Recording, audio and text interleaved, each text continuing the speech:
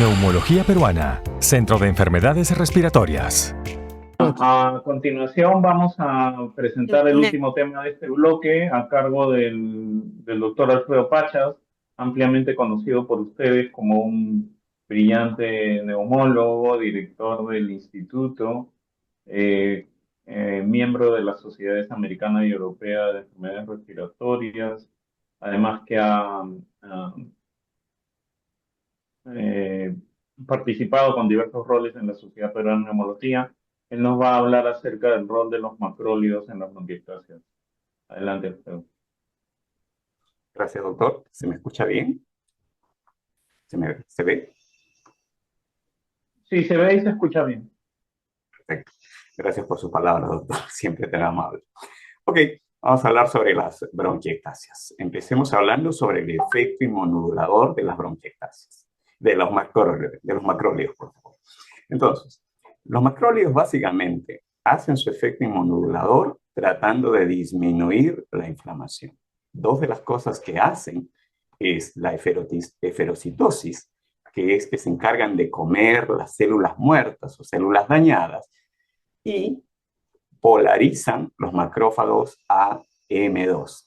Estos son macrófagos antiinflamatorios. Vuelven a los macrófagos más antiinflamatorios, porque hay un grupo M1 que son proinflamatorios. En los neutrófilos, por otro lado, ellos van a reducir la quimiotaxis y de esa manera, al llegar menos neutrófilos, van a reducir la inflamación. También es probable, y esto es probable porque hay estudios contradictorios, que disminuya la netosis.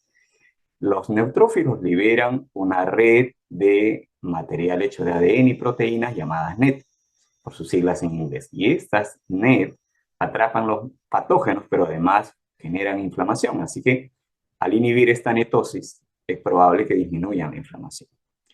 Por otro lado, en los neutrófilos también van a inhibir el estallido oxidativo o los ROS. Y esto, a su manera, también va a disminuir el estado inflamatorio. Esto también tiene estudios contradictorios. Es posible también que atenúe la degranulación. Estos gránulos de los neutrófilos, ya saben, contienen diversas sustancias químicas que van a generar inflamación.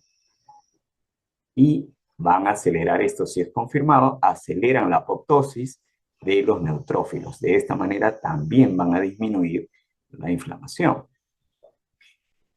En las células dendríticas o células T, van a inducir la apoptosis y, como en el otro caso, también disminuyen inflamación.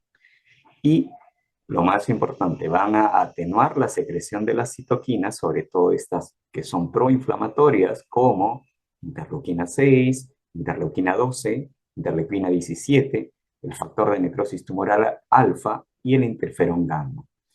Y van a producir o promover la producción de citoquinas antiinflamatorias como la interleuquina 10. También en las células dendríticas van a inhibir la polarización, haciendo que haya una interferencia con la capacidad de estas células dendríticas para presentar los antígenos a las células T. De esa manera se reduce su activación y van a disminuir la inflamación. Esta es la última lámina de esta parte, donde también los macrólidos van a inhibir el factor de necrosis kappa beta, y este factor de necrosis kappa beta es conocido por ser un proinflamatorio.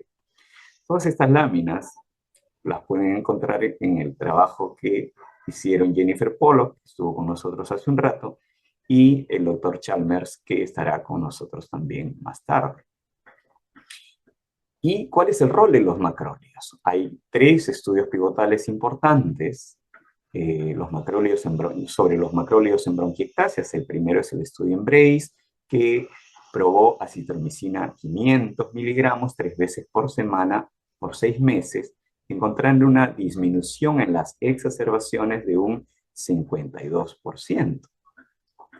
Luego se realizó el estudio BAD, conducido en Holanda por la doctora Josje Altenburg, y encontró que ella probó acitromicina 250 miligramos diarios por 12 meses, encontrando un periodo libre de exacerbaciones más grande y una disminución del riesgo de 71%.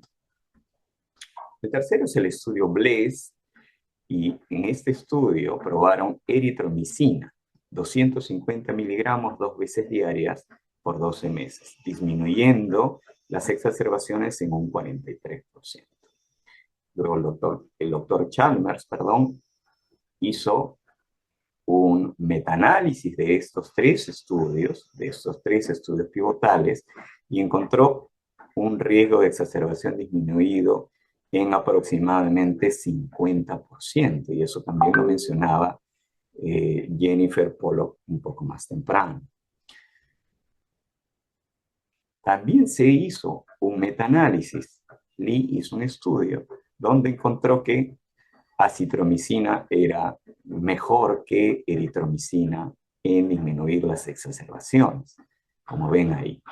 Por último, el año pasado, el grupo del doctor Takanori Asakura en Japón hizo este metaanálisis donde encontró que pues, las exacerbaciones con macrólidos disminuía, la frecuencia de exacerbaciones disminuía notablemente, el tiempo también hasta la primera exacerbación, mejoraba la calidad de vida, mejoraba el BEF1 y disminuía el volumen de esputo. Todas esas son las cosas buenas que nos traen los macrólidos. Pero, luego vienen los peros, todo tiene un pero. Y hay eventos adversos relacionados con el uso de macrólidos. Los principales son los eventos gastrointestinales. Y el principal de ellos es diarrea. También encontramos náuseas, disconfort abdominal, entre otros, pero el principal de todos ellos es diarrea. Como ven en esta lámina, en este estudio de Cochrane, encontramos que los desórdenes gastrointestinales son importantes, aunque el número necesario para hacer daño es un poco alto. El más bajo de ellos, 17. Entonces, sí vamos a tener un importante grupo de pacientes que van a tener molestias gastrointestinales.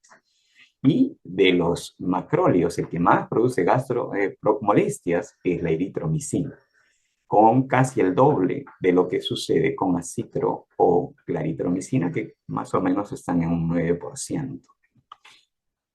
También hubo mucha preocupación, y la sigue habiendo, respecto de las arritmias, que básicamente se producen por una prolongación intrínseca del intervalo QT, por el bloqueo de los canales de potasio, y también por la inhibición de metabolismo de otros arritmogénicos, en este caso a través del citocromo P450. Dentro de los factores de riesgo más importantes que tenemos que tener en cuenta a la hora de usar un macrólido es que si usamos macrólidos endovenosos hay mayor riesgo. En mujeres se encontró que el riesgo era más alto. En mayores de 80 años, mientras más mayor es el paciente, más probable una arritmia. En pacientes con cardiopatía previa o con un QT prolongado previo, pacientes con bradicardia, hipocalemia o hipomagnesemia, o en pacientes que usan otros arritmogénicos. En esos casos debemos de tener bastante cuidado en el uso de los macrólidos. Por otro lado, se habló también de la ototoxicidad, que es una pérdida auditiva bilateral. Es algo infrecuente. Se encontró que es reversible cuando se deja de usar los macrólidos, y básicamente está relacionado con el uso de macrólidos a alta dosis, y es mayor aún en pacientes con insuficiencia renal. En este metaanálisis se encontró efectivamente que había hipoacusia en este tipo de pacientes. Sin embargo, este estudio tiene una heterogeneidad, como ven acá, bien alta. Los estudios van por un 77% de heterogeneidad, lo cual nos hace pensar si acaso es correcta esta conclusión. En el estudio Cochrane, que se publicó en el año 2019, la mayoría de estos problemas cardíacos, problemas de audición, problemas hepatobiliares fueron bastante mínimos, bastante bajos, con unos números necesarios para hacer daño bastante altos también, de 24, por ejemplo, para pérdida auditiva. Sin embargo, debemos tener cuidado, pero en vida real y en los metaanálisis grandes no se han encontrado riesgos muy elevados. Otra de las cosas de las cuales se preocupan mucho es sobre el aumento de la resistencia con el uso de los macróleos, la cual aumentó cuando comenzaron a venderse más estos macróleos. Vean ustedes en la figura cómo aumenta con la venta de macróleos. A más venta, más resistencia. Y estos macróleos están relacionados a mayor resistencia en los estreptococos, sobre todo después del uso de ellos, y sobre todo aumento de resistencia en la orofaringe. Como verán en este estudio, este es el estudio BAT, que es uno de los estudios pivotales, había una diferencia bastante grande entre resistencia con o sin uso de macróleos. Pero esta resistencia, por cierto, debo decir que es bastante diversa en cada país y en cada región, no es uniforme. Efectivamente, en este metaanálisis se encuentra que la resistencia está elevada en 16 veces más respecto de aquellos que no la usan. Así que sí hay mayor resistencia. Pero respecto de esta resistencia, debemos decir que básicamente sucede porque los macróleos erradican solo las cepas sensibles y de esa manera producen una selección de cepas bacterianas resistentes. Y esto incluso se puede transferir esta resistencia a otras bacterias, ¿no? De diversas especies incluso. Sin embargo, se encuentra que, pues, a pesar de que el paciente pueda usar macrólidos, solamente hay una igual cantidad de portadores de los genes de los macrólidos, pero estos portadores, a pesar de que no son más portadores, más número de portadores, sí aumentan el número de genes, es decir, que se vuelven más resistentes. En resumen, esta parte dice que, pues, no aumenta el número de portadores, pero estos portadores son cada vez más resistentes cuando usan macrólidos. Entonces, ¿es posible que la orofaringe actúe como un reservorio de resistencia a los antimicrobianos? Pues es una buena pregunta que vamos a responder. Altenburg, pues, nos decía, ¿no?, que los macrólidos producen un mayor número de portadores orofaringios que son resistentes a los macrólidos. En un paciente inmunocomprometido puede causar una infección importante. Y por otro lado, existe el temor de que pueda transferir a otras personas, sobre todo a sus contactos más cercanos, esta resistencia o estos gérmenes patógenos resistentes. En este estudio realizado por Wang en el año 2022 se encontró que no había una mayor transmisión de resistencia. Si bien es cierto, nuevamente encontró que había más genes entre aquellos que ya tenían este problema, pero no hubo un mayor aumento de transmisión a los contactos cercanos. Como verán ustedes, en esta tabla el valor P no es significativo. Es decir, que si bien es cierto, aumenta el número de resistencia, no hay mayor transmisión a los contactos, ¿no? Entonces, esto es otro detalle, que también la eritromicina, en este caso, los macrólidos, en aquellos pacientes que tienen una población de pseudomonas, no cambió la composición bacteriana. Mientras que en aquellos que su infección es por otros gérmenes distintos a pseudomonas, ahí sí reduce significativamente otros gérmenes y aumenta la presencia de pseudomonas. Esto también es importante. Pero los macrólidos tienen un mecanismo de acción contra pseudomonas. a través del quorum sensing. El quorum sensing, pues, forma biopelículas resistentes, que son una barrera física contra los antibióticos. Y de esta manera, pues, aumenta su resistencia y los factores de virulencia. Pero los macrólidos van a inhibir la expresión del gen que detecta el quorum sensing en las pseudomonas. Y esta inhibición de la detección del quorum hace que la pseudomona sea sustancialmente menos patógena, es decir, menos dañina. Este es el mecanismo principal por el cual los macrólidos pueden hacer que las pseudomonas del paciente con bronquiectasias sea menos efectiva para hacer daño.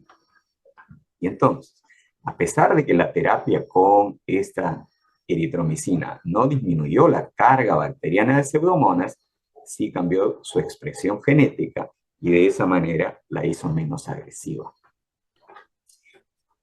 Ese estudio nuevamente de Nakagawa, del grupo de Japón, ellos hicieron una evaluación de los cultivos, de los genes y del microbioma en el esputo de los pacientes con bronquiectasias que usaban macrólidos y encontraron que efectivamente aumentan los patógenos, que la proporción de pseudomonas no cambia, que hay una inhibición de la detección del quórum por las pseudomonas, que el número de personas resistentes fue similar, y si bien es cierto, había una mayor cantidad de copias de estos genes dentro de sus bacterias, como lo dijimos antes, en pacientes con pseudomonas, con dominio de pseudomonas en sus infecciones, no cambió el microbioma, pero sí lo hizo en aquellos que tienen otro tipo de bacterias y aumentó la pseudomonas. Es decir, este estudio confirma todo lo que habíamos venido hablando previamente. Bueno, y ahora lo que ustedes quieren saber, ¿cómo se usan los macrólidos en las bronquiectasias? Si yo tengo más de 3 exacerbaciones al año y además he aplicado las técnicas de clearance de las vías respiratorias, limpieza de vías respiratorias y rehabilitación pulmonar, el paciente está colonizado con pseudomonas, idealmente debe usarse antibióticos nebulizados. Esta es pregunta de examen. Paciente colonizado por pseudomonas con más de 3 exacerbaciones, antibióticos nebulizados. Si a pesar de usar estos antibióticos no disminuyen las exacerbaciones, debo pasar a macrólidos. Por otro lado, si el paciente no está colonizado por pseudomonas o tiene un cultivo negativo, ¿no? O tiene pues otros microorganismos, en ese caso sí debemos iniciar macrólidos. Entonces macrólidos se inicia en pacientes con más de 3 exacerbaciones con cultivo negativo o con colonización por otros gérmenes que no sean pseudomonas. Si me va mal con los macrólidos, no consigo disminuir las exacerbaciones, debo usar antibióticos nebulizados. Y si a pesar de eso no me ha ido bien, pues debo juntarlos, debo usar antibióticos nebulizados y macrólidos. ¿Cuáles son las recomendaciones? ¿Cuándo usarlo? Ya lo dijimos, más de 3 exacerbaciones al año en un paciente con bronquiectasias. ¿Cuáles son las dosis? La dosis inicial es acitromicina 250 miligramos 3 veces por semana. ¿Por qué? Porque siempre tratamos de dar lo mínimo para disminuir los riesgos que hemos comentado previamente. Hay otras dosis, de acuerdo a los diversos estudios que les he comentado, acitro 500 miligramos 3 veces por semana o 250 miligramos diarios, o eritromicina 250 miligramos 2 veces al día. ¿Por qué tiempo? Por lo menos por 6 meses a 1 año, y luego debo de reevaluar a mi paciente para ver qué tal le ha ido, y si le ha ido bien, posiblemente puedo decidir entre detener o mantener. Y esto es algo que todavía no está claro. Otra de las cosas es que, teniendo en cuenta los riesgos, debemos hacer un electrocardiograma basal y al mes para evaluar el intervalo QT, y si está largo, debemos evitar el uso de macrólidos.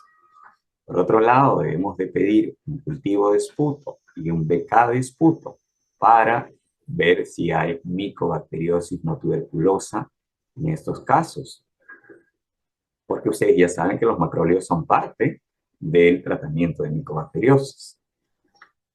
Por cierto, me estaba olvidando, al hacer este cultivo debo evitar el uso de macrólidos 2 semanas antes para que no interfiera con el resultado del cultivo. Debo hacer una evaluación de función hepática basal y cada 6 meses. Y por último, como ya lo mencioné, evaluar el beneficio cada 6 meses. En resumen, los macrólidos tienen efectos inmunomoduladores en los macrófagos, en los neutrófilos, en las células dendríticas e inhiben el factor de necrosis kappa beta. De esa manera van a disminuir la inflamación en el pulmón. Los efectos positivos de los macrólidos es que disminuyen las exacerbaciones en aproximadamente 50%, disminuyen el tiempo libre hasta la primera exacerbación en un 59%, mejoran la calidad de vida y el BEF1 y disminuyen el volumen de esputo. Los eventos adversos más importantes son las diarreas y otros eventos gastrointestinales. La eritromicina es la que más produce estos eventos y hay que tener en cuenta algunos eventos adversos como la arritmia y la ototoxicidad que pudieran complicar a nuestro paciente. Por eso pedimos exámenes preliminares. Respecto de la resistencia de los macrólidos, el riesgo de resistencia aumenta en 16 veces, principalmente en estreptococos. Aumentan los portadores orofaringios de genes de resistencia a los macrólidos. Hay una selección de cepas resistentes, pero no aumenta la transmisión de esas cepas resistentes a contactos cercanos. Y recuerden lo que mencionamos, que hay una mayor colonización de pseudomonas en aquellos que no tenían pseudomonas. Pero si ya tenía pseudomonas, no aumenta la cantidad de pseudomonas, ni aumenta la colonización. Y por último, en pseudomonas, los macrólidos, muy importante, van a disminuir el gen del quorum sensing, que permite detectar el quorum sensing. De esa manera la hacen menos agresiva a esta pseudomonas. Las recomendaciones, como ya les dije, en pacientes con más de 3 exacerbaciones, en los colonizados por pseudomonas, iniciamos con antibióticos. En los que no son colonizados por pseudomonas, empezamos con macrólidos. Si nos va mal, cambiamos. Y por último, podemos probar con ambos, antibióticos nebulizados y macrólidos. Nuevamente, cuando 3 exacerbaciones al año, la dosis inicial debe ser acitro 250 3 veces por semana, con otras opciones adicionales, y el tiempo deben ser al menos 6 meses a un año, pidiendo de inicio un electro, un BK y un cultivo de esputo y un perfil hepático. Muchas gracias. Muchas gracias, Alfredo, por tu bonita presentación. Hay algunas preguntas relacionadas a cuánto tiempo administras el tratamiento con los macrólidos. Creo que lo has dicho durante la presentación, pero probablemente necesitas repetir. Sí, lo ideal es hacer al menos un tratamiento de 6 meses, quizá por un año, pero luego debemos reevaluar y ahí tenemos que definir. Si me ha ido bien, ahí viene una gran pregunta. ¿Sigo o detengo? Porque lo ideal es pues, que el paciente use lo menos posible para evitar riesgos y para evitar mayor resistencia, pero es algo que todavía no sabemos y va a depender mucho por ahora de la experiencia de cada uno de nosotros. ¿Cómo haces cuando tú tienes un paciente en acitromicina, por decirte, durante algún tiempo, lo tienes en tratamiento, digamos, preventivo, y de pronto el paciente tiene una exacerbación y te sale un cultivo positivo a Pseudomonas que es sensible a una quinolona. Bien, Mantienes la citromicina y agregas la quinolona, suspendes la citromicina y le das la quinolona, no sé, 14, 21 días. eso es una buena pregunta, muy interesante porque nos pasa día a día. Y bueno, hay detalles basados en lo que hace acitromicina en disminuir la inflamación. Es posible que pudiéramos mantener el tratamiento porque sigue haciendo lo suyo. Recuerden que este tratamiento no es para tratar la infección, sino para, con sus efectos inmunomoduladores, tratar de disminuir inflamación. Ahora, viene el otro detalle. Pues si yo uso quinolonas, por ejemplo, voy a aumentar la gastrotoxicidad, por ejemplo, y eso es otro problema, la gastritis que pudiera provocar. Así que lo más probable es que yo le retire por el tiempo que estoy usando el antibiótico oral o endovenoso hasta que mejore el paciente. Y luego cuando empiezo ya esos 3 meses con aminoglicósidos o con colistina, estos nebulizados, ahí vuelvo probablemente a colocar macrólidos y va a depender mucho del esquema que hemos mostrado también.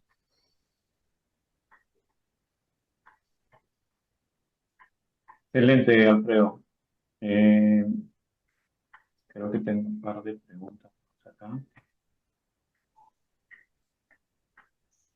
Si las agudizaciones, si de las 3 agudizaciones, 2 de ellas son exacerbaciones graves que van a cuidados intensivos, ¿tenemos que esperar a estas 3 para empezar macrólidos? Bueno, es una buena pregunta.